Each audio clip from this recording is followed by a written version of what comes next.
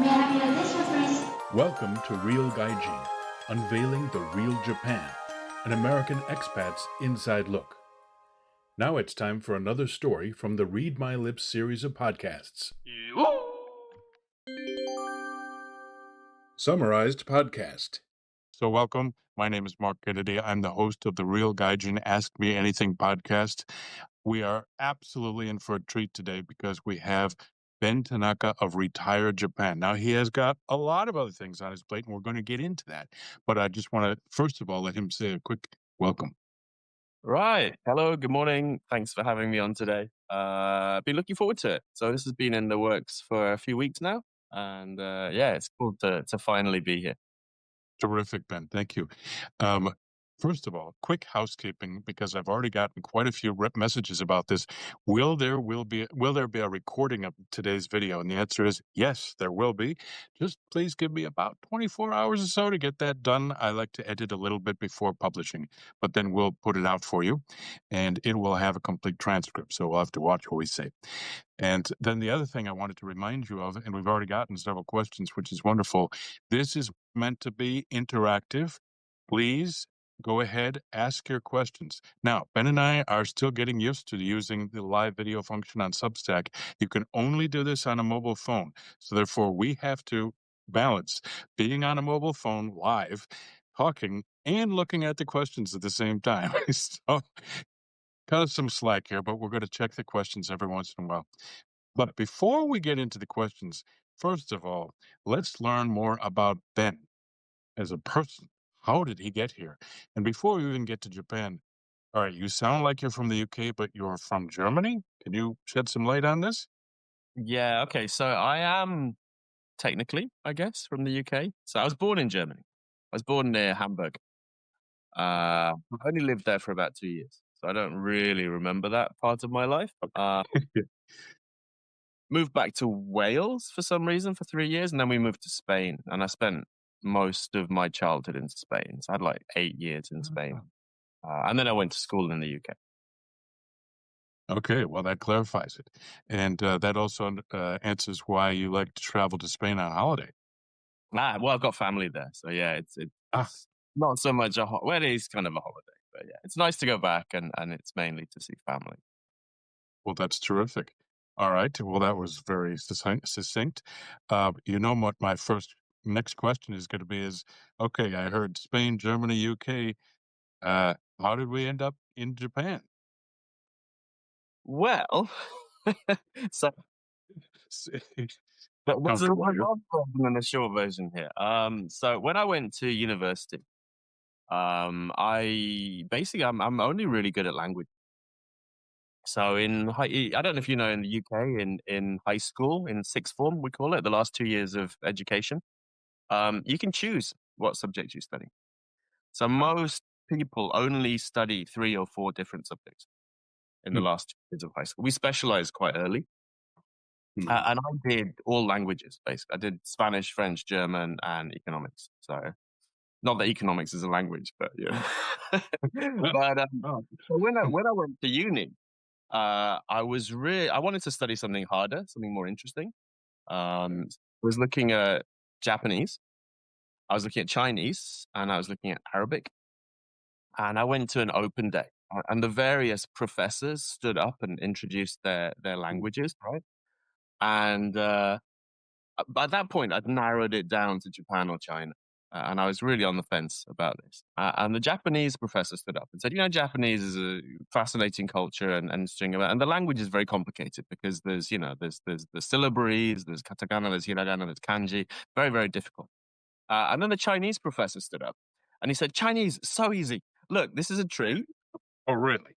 And 2 trees is a wood. And 3 trees is, and everyone's like, I don't know, forest. And he's like, yes, and that's how easy Chinese is. And I chose Chinese.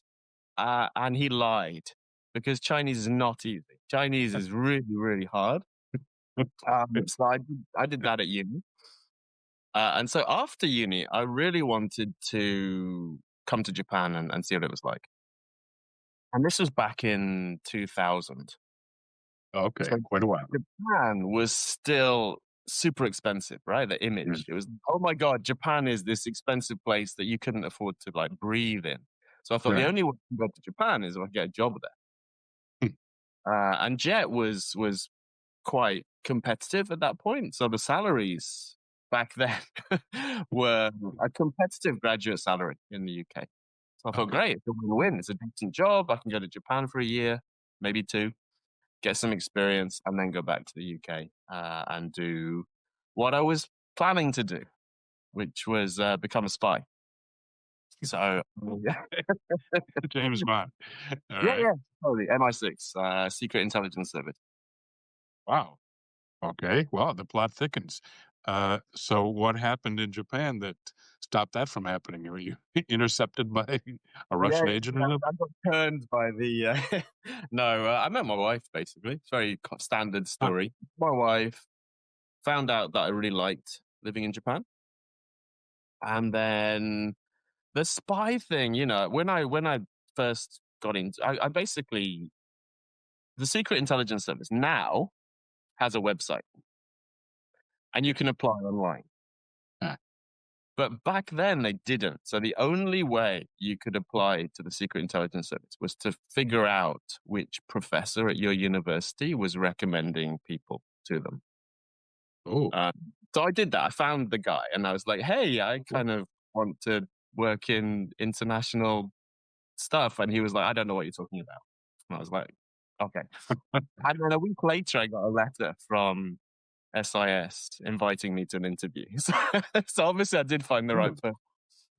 Whoa. Um, they said, yeah, go to Japan for 2 years, learn Japanese, then come back and we'll talk to you again. Whoa. But at that point, spying was basically spying on China commercially, right? And then obviously a year or two later, spying became, let's torture people in caves in Afghanistan or whatever. Yeah, that wasn't quite as attractive as a career prospect. So I'm quite glad that it worked out this way, even though it might have been interesting. Okay. Wow, that's quite a backstory. Now, you slipped in for 2 seconds there, something that I think our listeners caught, but I need to probe a little bit more deeply. You went to Japan, you met your wife, and then you, then you proceeded with the espionage exercise. Did you back up for a second? Where did you go in Japan? So Jet program sends you somewhere. Mhm. You get to, or at least that you did. I don't know if it's changed. So you used to be able to ask for up to 3 places that you wanted to go to. Hmm. So I had only ever heard of like Tokyo, Kyoto, and Sapporo. So I put down Sapporo and Kyoto, and they sent me to Sendai, which is kind of in the middle. And I've never heard of Sendai. So back then, I had to look up in an atlas. I got an atlas and looked for Sendai. Where is it? Good. But I'm really glad they sent me here because, in my Yeah. opinion, Sendai is one of, if not the best place to live in Japan. The only I place like it that's too. really close for me is Fukuoka, but Fukuoka is way too hot in the summer. So Sendai wins. That's where I went. Oh, okay. Okay.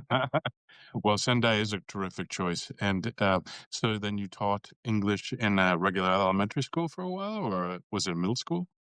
So Sendai was pretty good back then. They had full-time jets, so everyone got sent to one school. I was in a junior high school, and then I went to a second junior high school. We could change every year, so I changed a lot. I like trying new things. Mhm. Third year, I was one of the first full-time elementary school ALTs. 'Cause back then, ALTs weren't in elementary school.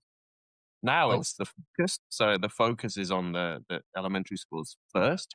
But back then, there wasn't an English curriculum in elementary. There were no elementary ALTs. You might go and visit once a year and do like a culture show or something. mm, But I was one of the first I was placed in an elementary school. We were doing lots of trial kind of curriculum development and stuff. got it. And then I went to high school. I went to a girls' commercial high school. Okay. And a few months into that, the ALT supervisor position became open. That wasn't a jet position, it was a local government position. And I didn't have any qualifications or experience, but I applied and somehow got that. Mm. And then I did that for 4 years. Oh, quite a while. Okay. Great. Yeah, yeah. Well, it So, was one of those jobs where the pay was good enough that you weren't going to live. It's kind of back then. we call it a job that you get stuck in. Because and then fortunately they fired me after 4 years. I got to move on. Okay, well, that's a good segue though. What happened next? Well, that was really traumatic, and that actually created the seeds of Retire Japan because I got called in by this was supposed to be a 1 year contract renewable indefinitely, Mm. and you can stay as long as you want, is what I was told. Mhm. And then 4 years in, the prefecture decided to go with dispatch ALTs, so through a dispatch company rather than jet. Oh, And the big difference for them was that they didn't have to manage them. There wasn't really a oh, real benefit, but basically they could outsource the management to the dispatch company. I see. And they decided to do that. And so, of course, then they don't need an ALT supervisor. Oh, I got it. Your position. So Eliminated your position. I had, I think, 3 months' notice, which, That, is better than most, but it was still a yeah. big shock. It was a big shock for my wife, big shock for me. We were renting this big house. I had, 3 stepkids, 2 cats, and we had no idea how we were going to pay the bills. But that was really Ooh. stressful, really traumatic. And it made me start thinking about money. And my Uh-huh. takeaway was this is my fault that I'm in this position. And I'm not going to be in this position ever again. So that was the Yeah. seeds of me learning about money. And that eventually down the line turned into Retire Japan. Now, wait a minute. You are still a young man at this point, though, right? I was, how old was I? About 30, maybe? Oh, well, You know, that is a young man in my book. All right, still, that's pretty early on to start thinking about retirement. it wasn't so much retirement at that point. It was more resilience. Oh, So okay. having that kind of financial security where someone else's arbitrary decision Mm, won't affect your life. got it. So financial independence. They wrecked my life because I wasn't financially secure. So that was Got the it. big takeaway for me. Well, that's fascinating, though, how a life event like that has now shaped the trajectory of the rest of your career. That's great. And what exactly did you do next after that? Well, for a year, I scrambled around trying to get part-time work. Mm. Unfortunately, I did know quite a few people in Sendai who were working at universities and were in a position to hire part-time teachers. So, Okay. if you're qualified to work in university, which generally means you have a master's degree, Mm. uh, I didn't have an English teaching master's degree. I had a master's degree in international politics, but that was enough time. And it can be still. Basically, the universities have a kind of qualification guideline that they have to follow. So if you're not properly qualified, they can't employ you. So you need to have a master's degree, and then you can possibly teach. So that's a great kind of part-time job to fill gaps. If you need to, the universities often have lots of part-time teachers because they don't want to employ full-time staff. Sure. Okay, Plenty I for got it. English, which is, everyone does English for the first year or two. So you need lots of teachers, but you don't necessarily want to employ lots of English teachers. Okay. Hey, by the way, I didn't want to skip over this, but maybe this change occurred at this time or maybe later on. But I did promise everyone to go into the background of your name. Ooh, You have not always been Ben Tanaka, correct? well, no, and as with many people in Japan, I think there's about 15 different versions of my name here, on different accounts and pieces of Oh, paper and all the rest of it, right? So yeah, so my proper surname on my passport is actually Sheeran Johnson. So I've got two surnames. My parents put their surnames together. So I've got a double-barreled surname, which I don't like because it's really kind of inconvenient. it's So long. Yes. Okay. I mainly just, I mainly just use the Sheeran if I'm working in English. But Huh. my wife called Tanaka, and I've got stepkids. So when we got married, I registered Tanaka as my alias in Japan, so my tsume, Ah, uh, in kanji. So this is actually, I think you can still do it. It was fairly easy to do at the time. So, on the old alien registration cards, yeah, yeah. they would print your Japanese alias as well, right? Huh. So I had Ben Sheeran Johnson in English and then Tanaka Ben in kanji as my official alias. Oh, I Um, didn't know you could do that. Okay. you can, yeah, yeah. And basically I did that because it just made everything easier. If you call a restaurant trying to make a reservation and you're like, yeah, I'm Sharon Johnson, and they're like, what? Whereas if you go, I'm Tanaka, it's super I easy. know that. Okay. Also, because my kids were Tanaka, it just made dealing with schools so much easier if I could go in and say, hi, I'm Tanaka, and therefore, I have a relationship with this small person, right? So, That is fascinating. Now, you must have gotten some looks like, really? You're Tanaka? not too much. No, no. Oh, Not as much as you might expect. I found people have been great. that's Super interesting. interesting. In fact, I find many more people assume that because I've been here for a while, because I'm married, I'm automatically a citizen. Ah, I okay.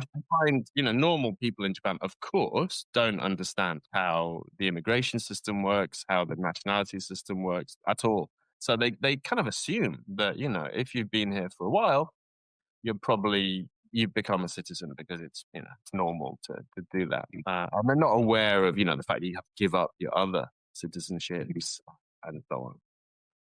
Got No, it. I Got it. haven't, I really haven't had many. Not much pushback even. Everyone's very matter of fact. They're like, "Oh, okay. Were your parents Japanese?" I'm like, "No, no, my wife." Well, that's fascinating. That's terrific. Good to know that.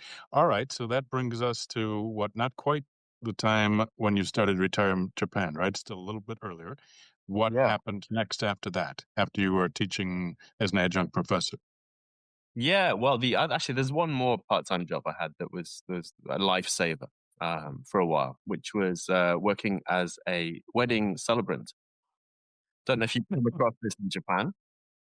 Um, so obviously in Japan, Western style weddings, the Hollywood style weddings, Right. super popular, right? So it's probably the most popular type of wedding by far. Yeah.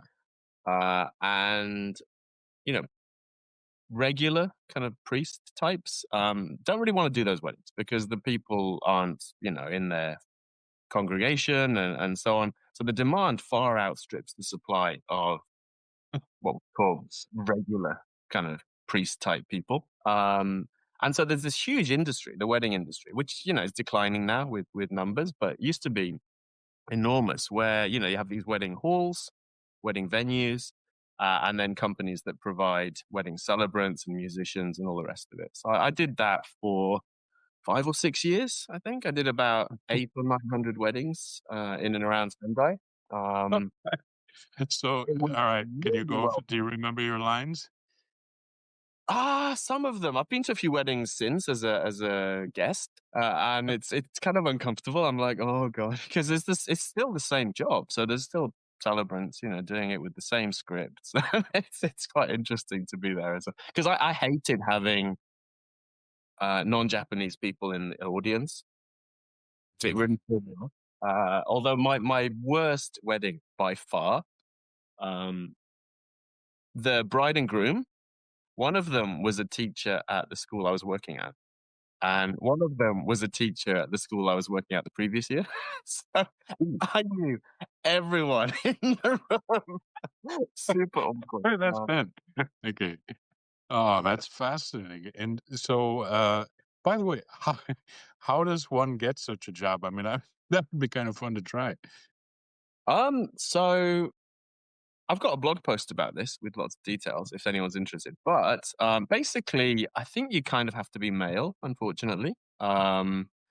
You have to, I think, look non-Japanese. So you'd be white or black, I guess.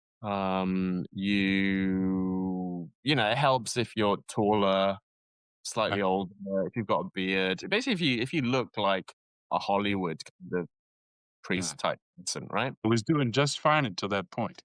Oh, there's all sorts of people. You need to have a valid visa, so you have to be able to work legally, which would be permanent resident, spouse, or missionary. Was it Okay. three? Or a citizen, I guess. So those are the four kind of status of residences that you could work. I'm not sure if you're allowed to do it if you get special permission from immigration. I haven't heard of anyone doing that. If you're on a student visa, you can get special permission to do certain jobs. But I don't know if you'd be able to do weddings on that.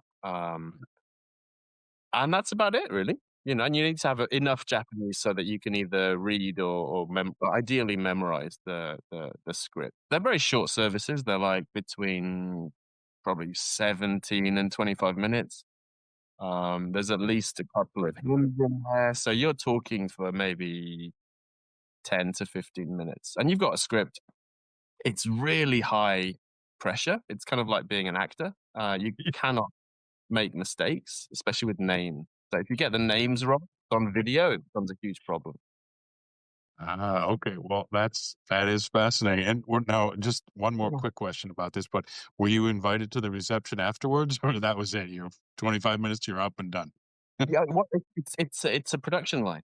So the bigger venues have, several actual halls, restaurant halls. So ideally, my best venue, I was doing 8 weddings a day. Oh, I got it. So there's no time for the reception.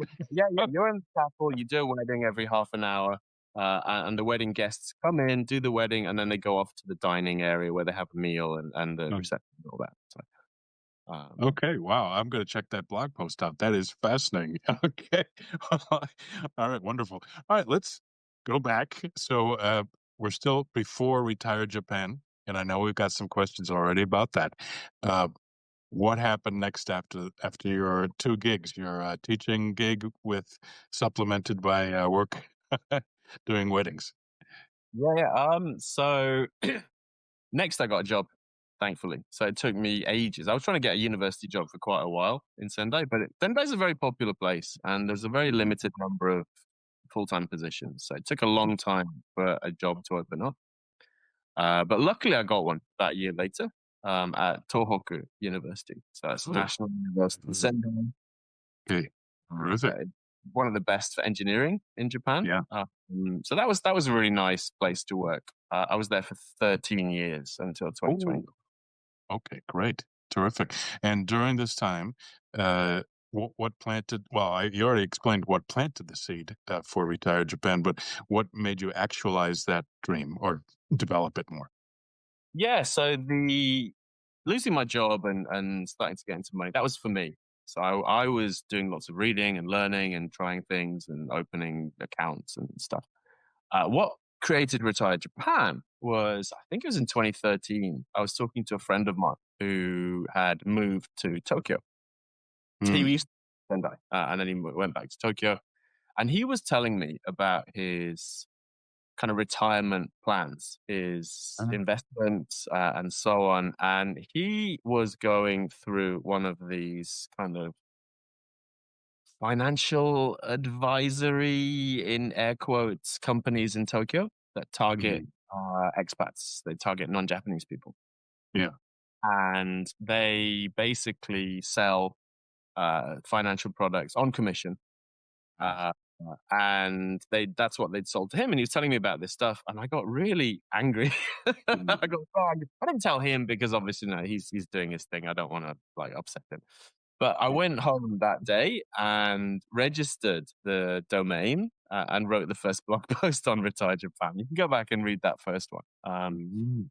But it was basically, I know this stuff now, and obviously people don't know what their options are in Japan. And maybe I can help them. And that's where that came from, basically. It was just wanting to share some of the things I'd learned with people. That is terrific. And so basically, you have to watch out for quote unquote advisors that are actually out of commission to sell their own products, as opposed to, at least in America, we often call that a fiduciary. So somebody that's not linked to a commission. Interesting. So, okay, now you must have had the need to develop your own financial education at that point. What did you do to become qualified, essentially? Well, the interesting thing is that obviously the best way to learn something is to have to teach it.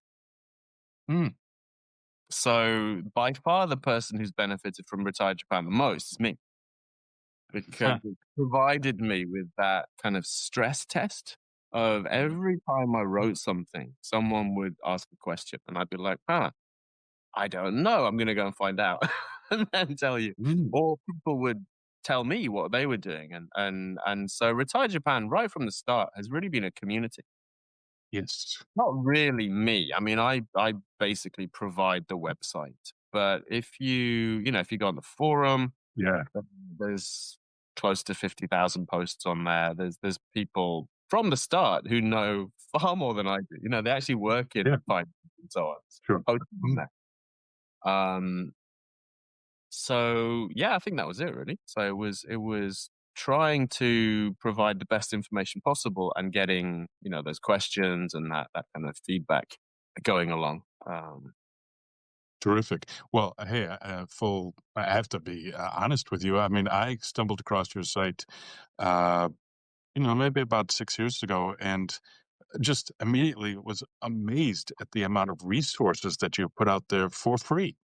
And also, I tapped into the forum, like you just mentioned.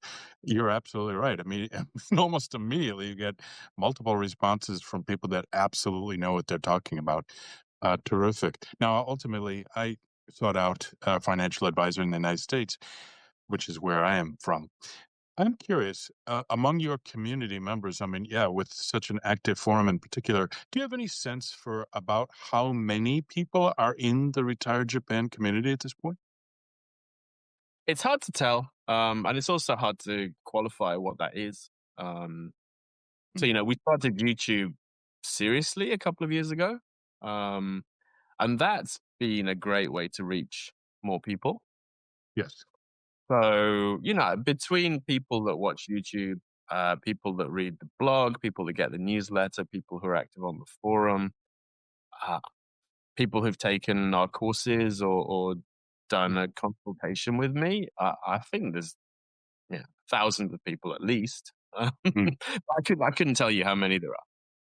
Do you have any sense, though, whether most of these people are based in Japan, like the two of us, or are there also a fair number of people that are not living in Japan now, but are consciously considering moving to Japan for retirement?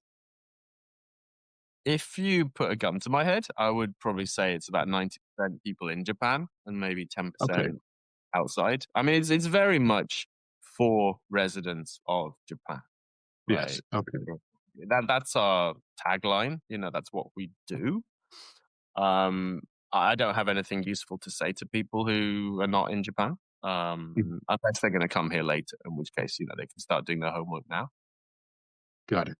It's Got it. very much for Japan, which in terms of YouTube is a horrible strategy Mm. because I'm sure advertising rates for YouTube are much Uh, higher in the US. They're much higher mm. in Europe.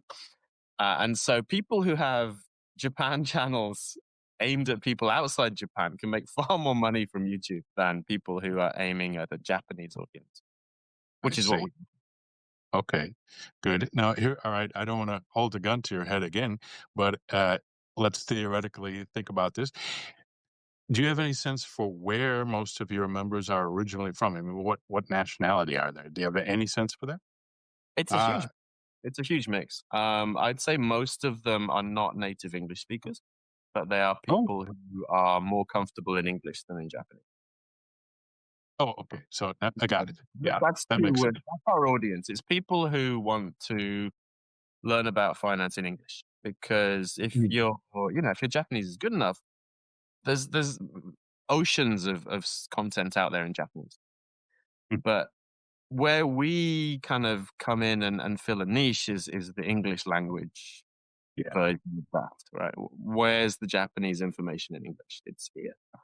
Um, Although we do have Japanese people as well. I've done a number of consultations with Japanese people, which kind of surprised me because I'd have thought, but apparently, there is a desire for very basic information that's tailored to the person and is non kind of what's the word? Non-partisan, but in a commercial sense. Sure, sure. There's not really Although, unfortunately, as you know, nationality still plays a pretty important role. Like for an American, as you know, I have to still file a tax return in the United States after filing a tax return in Japan as just a requirement. I guess you don't have to do that as a citizen of the UK. no. So, to be honest, the only people that have that kind of problem are U.S. citizens currently. Oh, okay. It's great. But it does, there is a conversation in the US now about residence-based taxation.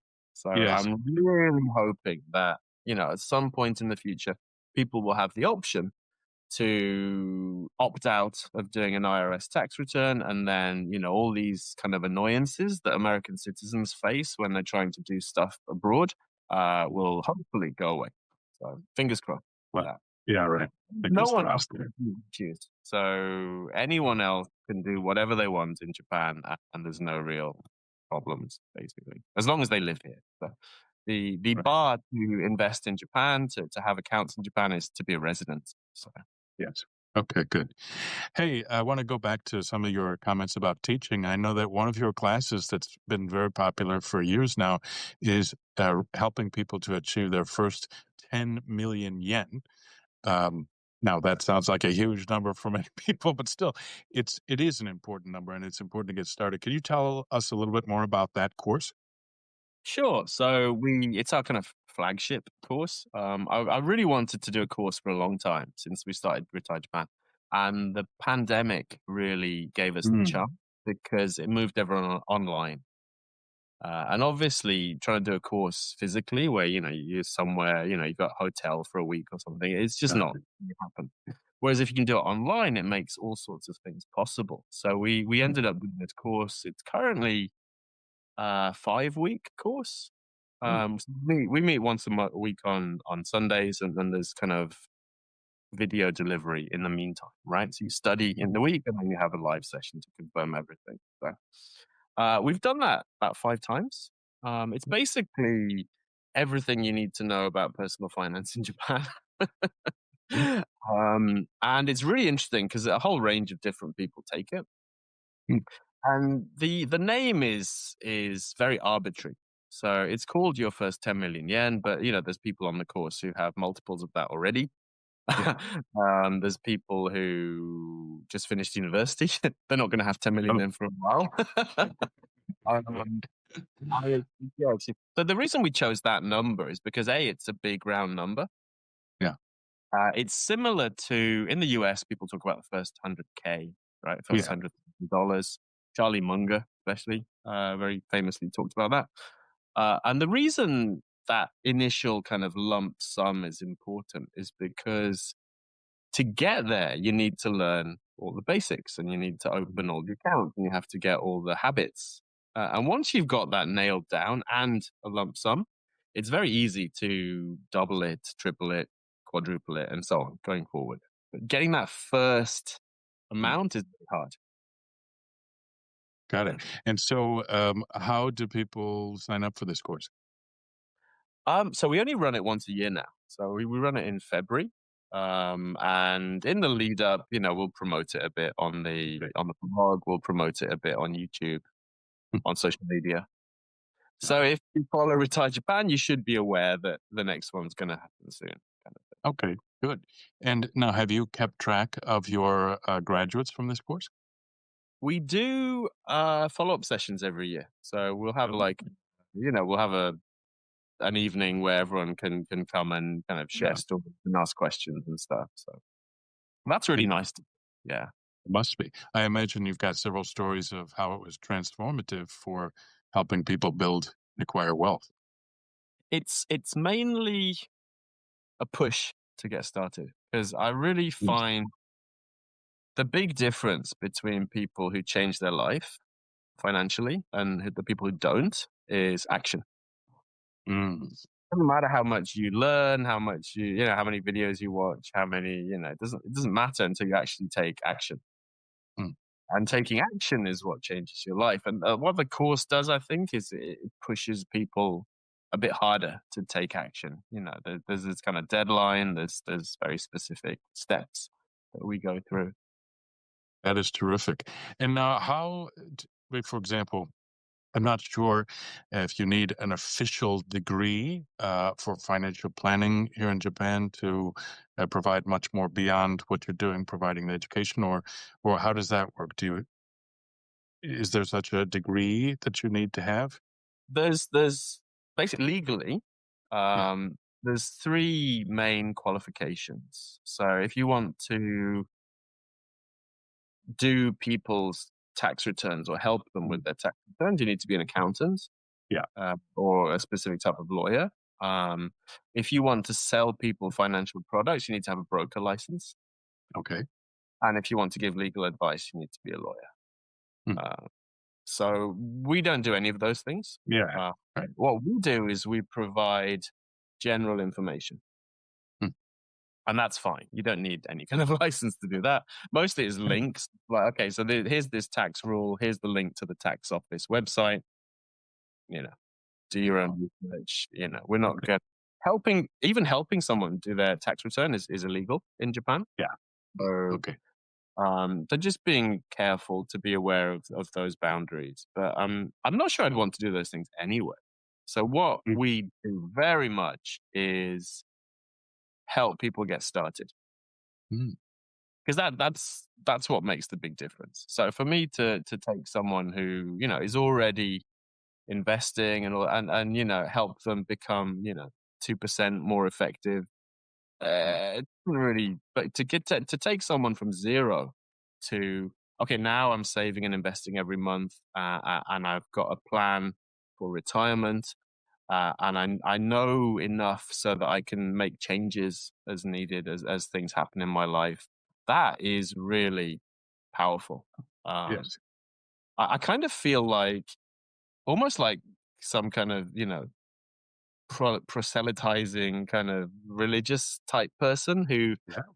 could go out and save people because everyone's That's right. like I save them. It really feels like that. So That's I have to great. stop myself from going up to random strangers and being like, "Hey, are you using NISA? Do you have a plan for retirement?" Because people are like, "What are you talking about?" Well, especially if you're dressed as a priest, right? I'm like, yeah. So the other thing I've learned actually is that you can't tell people this stuff. They Mm, have to ask you. They have to want the information. So that you have to find them, or they have to find you at exactly the right time. mm, So even my family, my friends. I've got a friend in Sendai, really good friend of mine. We came together on Jet 25 years ago, yeah, yeah. um, and he doesn't have an NISA account. He doesn't Mm, have a Nideco account. It does my head in every time we have lunch. I'm like, dude, when are you gonna start doing this stuff? Because it's such a no brainer. But he's not there. He doesn't yeah, have that need right now. So and with Retire Japan as well. So it's like, here's the information. If you want more help, get in yeah. touch. But that's all I can do, Mhm. Well, unfortunately. Ben, this conversation reminds me of a conversation I've had with both of my sons who are now in their 20s, and they keep telling me, Dad, I mean, I've, of course, absolutely relayed lots of the same kind of information into them. But they said, why isn't there a course in high school or college that I could have taken on this? And I know you've written several blog posts about this or have actually taught basic financial education in both venues. That's terrific. I wish they had that. I mean, they're off studying history or sociology, which is good, but practical financial education is also very important for young people in particular. Absolutely. So I did, yeah, I kind of behind the scenes, like I had English classes that I had pretty much free reign to design. So I did personal finance in English. And that was great. And I saw a real change in university students. So up until the last couple of years I was teaching, so up until about 2020, I found university students had no real concept of personal finance, of investing. They were completely clueless, and so the class was very much, here's some information. After 2020, for some reason, I think it's because of NISA, because of Mm, government kind of really trying to encourage people to take control of their kind of financial future. I found that a lot of the students were aware of personal finance, had started investing, mm, were having these conversations with their families. That was fantastic to see. And I think there's been a real change in how investing is portrayed in the media, mhm, linked with the push to the new NISA, with the expansion of IDECO and all the rest of it. And with obviously the cost of living rises recently. And so on TV, you see normal people saying, "Yes, I have a NISA account. Yes, I'm investing in this and that," and it's become really normalized, and that's great. Also, a couple of years ago, the government mandated personal finance kind of education in high school oh, okay. with a nice steps. It's part of the curriculum now. The questions that remain are, who's going to teach this stuff? What Mm, material are they going to use? So it's kind of up in the air. I've seen lots of news stories about like banks going in and doing the information. And there's a bit of a conflict mm, of interest there. yeah, ugh. Um, and of course, I'm guessing most teachers are not, personal finance experts either. So there's a need for Mm, decent, at least teaching materials, maybe better training and so on. But I think it's a step in the right direction yeah, to absolutely. get young So yeah, I people. came across a young man, probably maybe in his mid-20s, not too long ago, and he was quite aware of pretty financially literate. However, he was really into day trading. And, no, we had a candid conversation about, well, is that really the best way to use your time and resources? I don't think I convinced him that my opinion is no, but how would you counsel somebody like that in general? That's the problem, isn't it? Because even though there's a lot of great information out there in Japan about what I would call sensible investing for normal people. um, the way to do social media is to provide new information all the time, right? And you can't do Yeah. that sensible investing for normal people, right? Because it's always the same.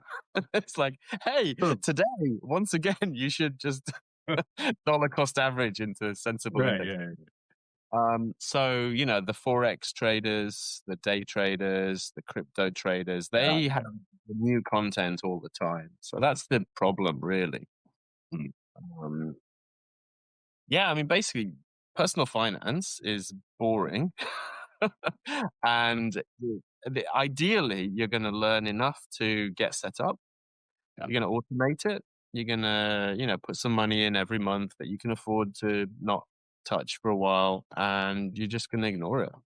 And Right. if you do Well, that for a decade or two, you'll be great. But that's not super interesting, is it? To the gaming exactly. generation. So Exactly. I normally say, look, if you want to, trade Bitcoin or whatever, or if you want to buy gold, or if you want to, Mm, do forex stuff, do that with like 10% of your money and mm. put them into something boring that's going to make you rich over the long term. Excellent advice. Totally agree. Very good. Speaking of advice, I know we want to get into some other general questions about Ben Tanaka, the person, but I know our listeners are anxious to ask some questions, and probably quite a few of them have to do with personal finance. Ooh, we have a lot of people join. Uh, oh, okay. Well, all right. Here's something a totally different perspective here, but jumping on your background also as a Brazilian jiu-jitsu uh, student, I'd say. I wonder if you could find work as a jiu-jitsu instructor in Japan. This is from Um, someone I know in Canada. okay. Well, it depends how good you are. Um, I couldn't because I'm just a purple belt, and I'm a pretty crappy purple belt at that. It's not a hugely well-paying job. So, like my club in Sendai, it's one of the biggest clubs in Sendai, I think. Our instructor makes a fairly decent income, but he is also an affiliate of a national chain. So I'm not sure how much of that income he gets to keep. Um, and it's a full-time job. He's always teaching. He's the only teacher, et cetera, et cetera. So it's not an easy option. I think Brazilian jiu-jitsu is, like many things, it should probably remain a hobby. Okay. All right. Well, that's fair. All Mhm. right. Hopefully that answers the question. Hey, we have another question for you. Oh, here's a general one. What is the cost of living in Japan versus the USA? Loaded question. I last time I went to the US, I went to St. Louis. I arrived late at night and decided to walk to my hotel, which was kind of scary after a while, walking around the center of the city. I don't know. It was very expensive back then. I'm sure it's much more expensive now. I'd probably say like And, a quarter. uh, Would you agree with that number, Mark? You're probably yeah, better. well, actually, I was just in the United States from almost a month up until just about a week ago, and in New York and in Florida, which are well, particularly New York, it's a very high cost of living. I was blown away. It had been a couple of years since I visited, and I don't know. I mean, a quarter might be pushing it. Japan, particularly in the countryside, is truly inexpensive if you seek out ways to not spend money. New York is crazy expensive. So I suppose it kind of depends on where in the United States you're talking about. St. Louis is probably a pretty relatively low cost of living, but yeah, at a quarter, maybe half. And it depends on what it is that you're talking about, like food. Just going out to a restaurant is very expensive in America. Rent is also very high. Yeah. Ah, Health insurance. fantastic question coming up here. Keep those questions coming. How much do you need to retire in Japan in dollars? Wow, I wrote a post about this too, but what do you say? Um, it depends. So Okay. I'm really not a fan of um kind of stock answers to this question. Some people say, oh, you need an X amount of money, or you need X percent of your salary. Um, Yeah. both of those, as a kind of rule of thumb, might be okay, but they're never going to match the individual. So the only way to figure out how much money you're going to need in retirement is to work out how much money you spend now, and then think about how that might change in retirement, and really do your numbers. Yeah. Um, and I like to do three. So I'll do a minimum number. It's like, what is the bare minimum I could survive on, you know? And then what is a normal life comparable to my life now, maybe? And then I'll go for, what would be a kind of luxurious life? And with those three numbers, you get a range uh, of what your spending might be, and I think that helps with planning. So you can see, how realistic is it for me to hit these numbers, and if it's not, then you have a problem. So, I you're think gonna have to do changes. that's a great approach. And I would totally say ditto, same thing to that approach. Also, now this particular person that answered the question does not have a Japanese name, so I'm kind of assuming that you might be either a resident of Japan as a non-Japanese president or living abroad. Um, in Japan, just so you know, a few years back, there was a number that was quoted widely as 20 million yen. And that was based on longevity or how much time you would live after retirement of about 25 years or so, which is in Japan, a lot of people retire a little earlier than in other countries, so around age 60. Now, maybe age 65, but all right, 25, 30 years. First of all, I would reiterate the answer is it depends, just as Ben mentioned. However, if you're looking for absolute numbers for Japanese people, and this was based on a very large survey of more than 6,000 people, there was a number quoted. And I wrote a blog post about this too.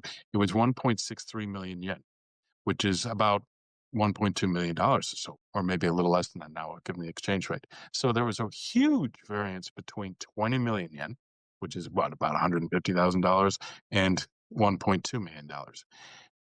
You have to keep in mind, Japanese people live a long time, and there are all sorts of expenses when you get older related to medical fees and so forth.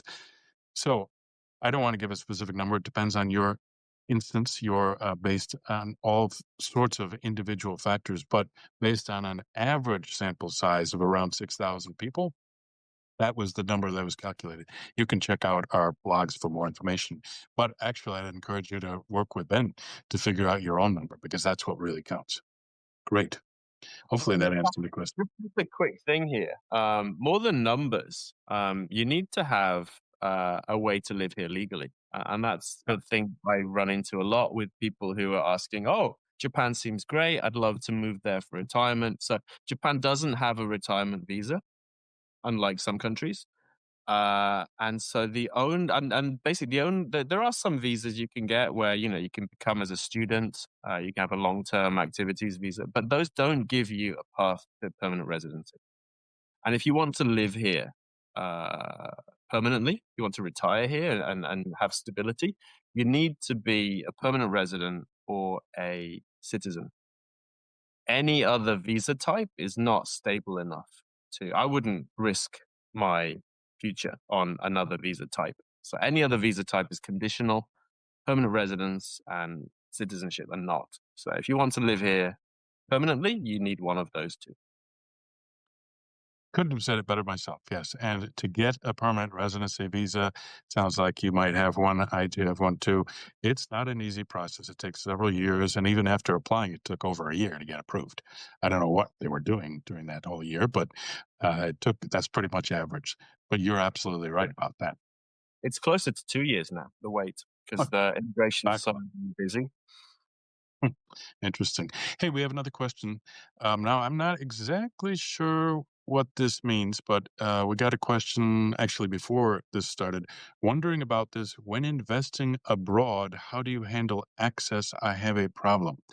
I think this is someone who might be based in Japan, but is investing abroad. I'm not sure if they're talking about access to their accounts online or repatriating money from a foreign source of funds to a Japanese bank account, but do you have any comments about that?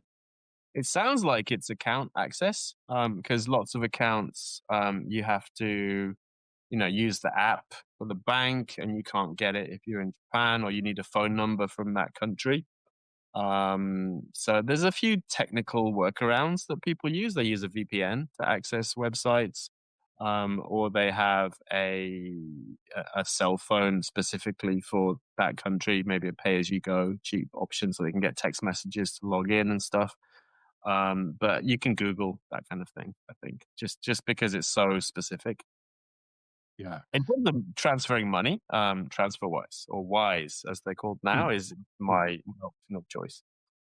Yeah, that's very good. And I kind of reading into this question, but as an American citizen, I can also offer this person might be referring to the fact that large brokerage accounts firms like Morgan Stanley, for example, no longer work with Americans that live overseas. I actually personally experienced this being dropped at on a dime here, being told I can't our compliance department doesn't allow us to work with people like you anymore. Sorry. So I had to scramble to find another financial advisor, and I found one. I can give you that in a DM, for example, if you want. But there aren't a lot of resources for Americans living abroad like this. Uh, Maybe that's what you're after. Anyway, please keep the questions coming. We have another one. Okay, this is the same person that asked the question about the difference in the cost of living. So, is there enough land to purchase to have a homestead? And what would 10 acres cost? A quiet life is best. Where would you start looking? Assuming you have the legal issues under control, how would you answer that? I suppose the answer is Sendai. Well, no, if you want 10 acres, Japanese housing is tends to be a house and then, a couple of square meters of like lawn or something. So if you want to buy half a mountain somewhere, the nice thing about that is that, the rural areas are becoming depopulated. There's empty houses, there's abandoned land. It's going to be very cheap to buy that. Now, are you going to want to live there as the infrastructure decays and gets abandoned? So that's the big question. If you can be independent, and self-sufficient, you put in solar systems and you get your own pumps and things, then possibly. But then again, if you're coming for retirement as you get older and you need access to hospitals, then that becomes another issue. If the nearest hospital is 70 minutes drive away, in Japan, that's a really long way. Yeah, that's all good advice. Yeah, that kind of depends. Hey, wow, our time is flying here, and I do have some other general questions for you. But thank you, everyone, for publishing some questions. Keep going with that. We'll try to get to them. I am curious, though. Um, you alluded to this before that the JET program, for example, is now not really paying what it used to. What do you think the outlook is for people who are not Japanese to live and work in Japan? Is it generally optimistic? I mean, now something like 3.7 million people doing this, and it's growing. But what do you think? It entirely depends on your expectations, on your skills. I think the best situation is to be sent here. Mm, So if you're already working for a company, hopefully abroad, and they send you to Japan, or you can work remotely in Japan mhm, for a company in the US or for a company in Europe. That's fantastic because wages tend to be higher at the moment in those countries, and the cost of living is lower in Japan. So you can do geo arbitrage and earn dollars, spend yen, keep the difference. It's a huge win-win.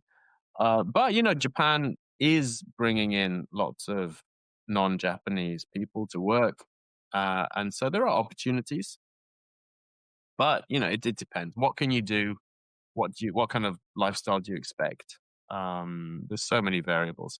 In terms of teaching English, which is kind of the low-hanging fruit for English speakers, um, wages haven't really changed in the last 25 years. Now, the JET program is uniquely put up wages recently. So they mm, they went up to, I think, 330,000 yen a month, mm, which is far higher than the normal for kind of standard English teachers now. When I came here, the jet salary was 300,000 yen a month. Now, 25 years later, it's 330,000 yen. It's no longer competitive.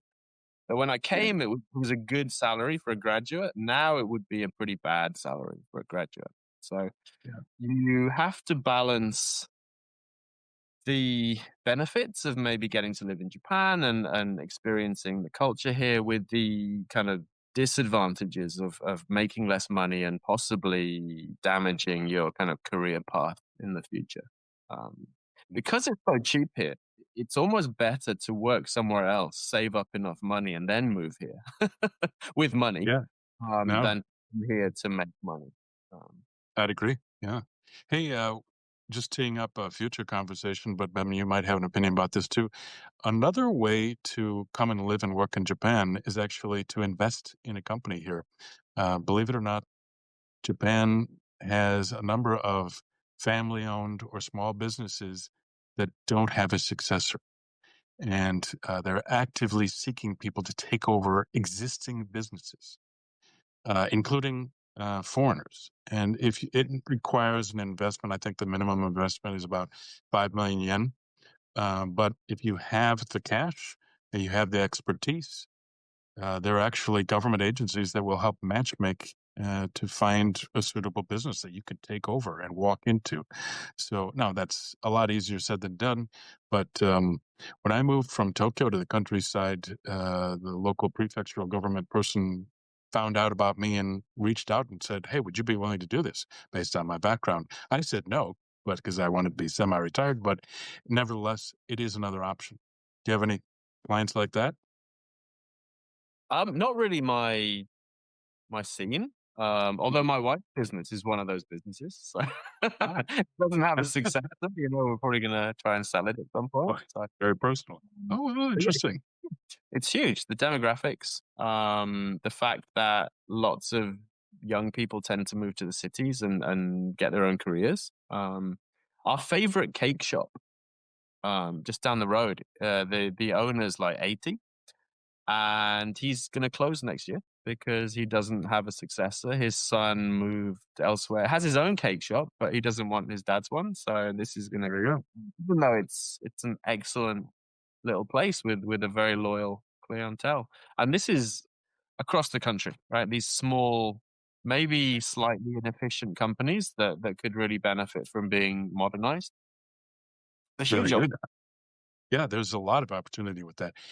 We have more questions. I hope we're okay on time. If we go a little bit over. All right. Absolutely. Okay, good.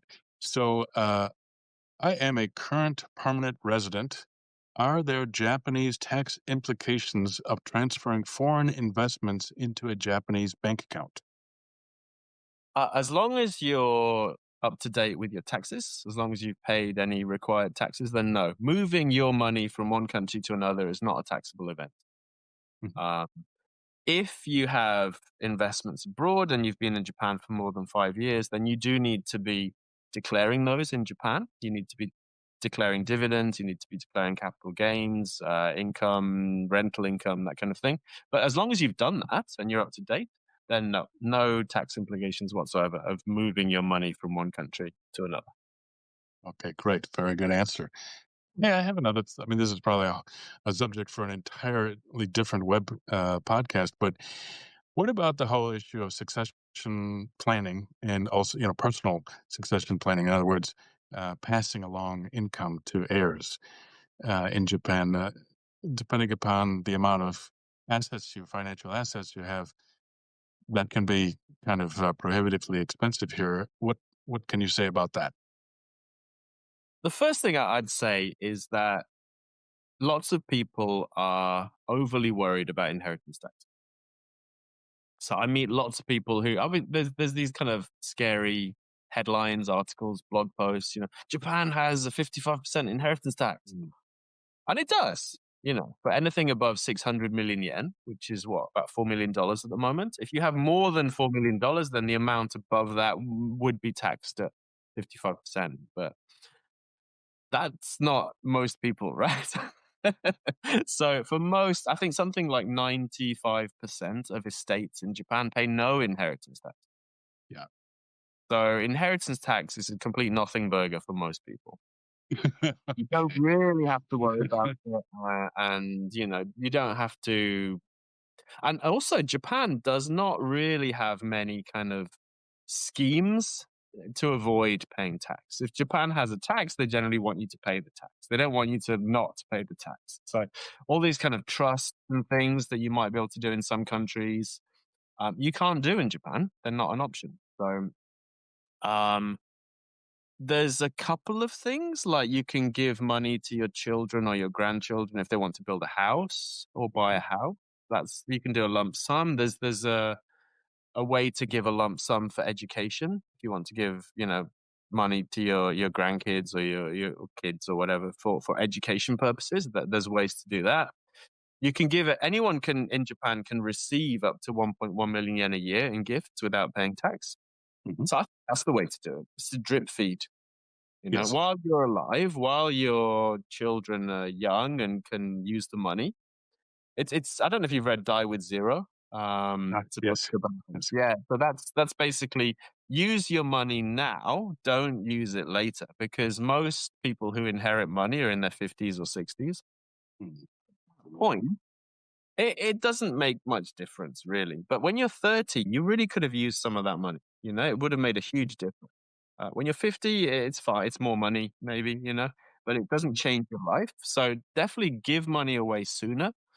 Um, you can also pay for stuff for people. You can take your family on holiday. You can have experiences with them. And I think that's the best way to use money rather than, scheming about how to, get all your, you know what I mean? It's just Yeah. give people money bit by bit every year.